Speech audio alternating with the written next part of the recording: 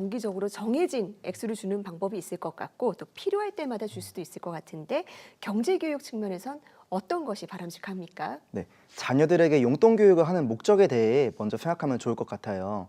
정해진 예산 안에서 아이가 용돈을 쓸 곳과 안 쓸 곳을 합리적으로 판단하는 경험을 하는 것, 갖고 싶은 물건이 예산을 초과할 때 상황에 따라 잠시 소비를 늦출 수 있는 인내력 등을 기르는 것이 용돈 교육의 의미라고 할 수 있거든요. 이런 용돈 교육의 목적에 비춰 생각해 보면 정기적으로 정액제로 용돈을 주는 것이 아이들에게는 좀 더 알맞다고 할 수 있습니다. 아이 입장에서도 특정한 날에 일정 금액이 들어온다는 걸 예상하고 소비 계획을 세울 수 있으니까요. 다만 정기적으로 용돈을 지급하는 경우 예상치 못하게 아이에게 추가 자금이 필요할 때 조금 난감해지는데요. 이럴 때는 아이와의 대화를 통해 추가적으로 용돈을 지급하는 것이 맞는지, 얼마나 필요할지를 함께 결정하는 것이 중요합니다. 네, 그런데요, 선생님.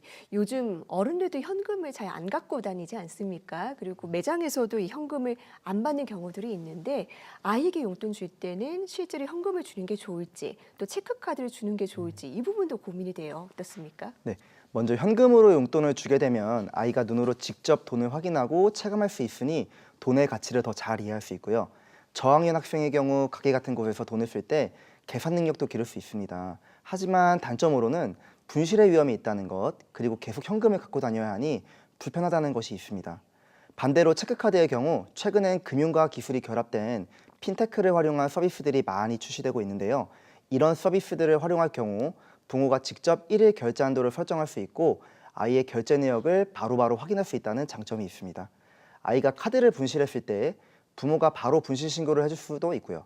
하지만 단점으로는 아이들 입장에서 실제 돈을 보지 못하니 돈의 가치를 체감하지 못할 수 있습니다. 네, 장단점이 너무나 명확해 보이는데 그렇다면 이 두 가지 방법의 장점은 취하면서 단점은 줄일 수 있는 방법이 있을까요? 네, 핀테크와 연결된 체크카드 서비스를 이용하면서 동시에 용돈 기입장을 활용하는 방법이 있습니다.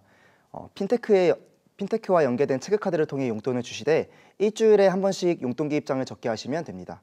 예를 들어 이런 용돈 기입장을 활용해서 직접 이번 주에 어떤 소비 항목으로 얼마를 사용했는지 적게 하고 계좌에 남는 돈이 얼마인지 용돈 기입장에 적게 하면 체크카드와 현금의 장점을 모두 살릴 수 있습니다.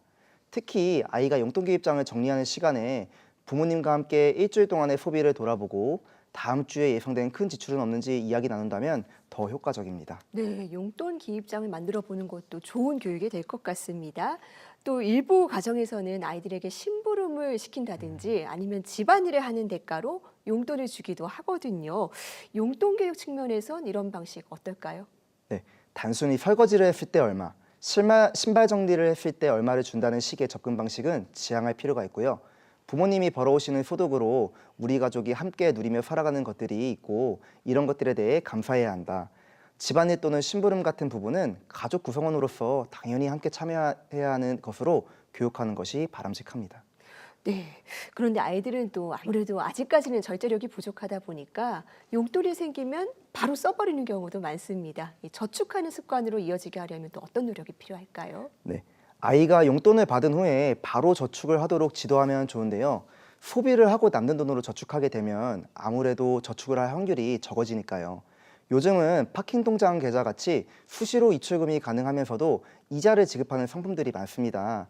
아이의 용돈 계좌에 돈이 입금되면 아이에게 이번 주에 얼마를 저축할지 먼저 금액을 정하라고 하세요.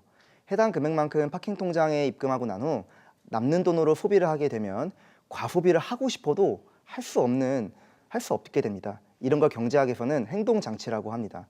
여기서 중요한 건 부모님과 아이 사이의 신뢰입니다. 아이가 저축한 돈이 이렇게 모이고 있고 이자는 얼마나 들어왔는지 아이가 직접 확인할 수 있도록 해주시는 것이 중요합니다. 네, 신뢰를 쌓는 것도 중요한 네. 부분이네요.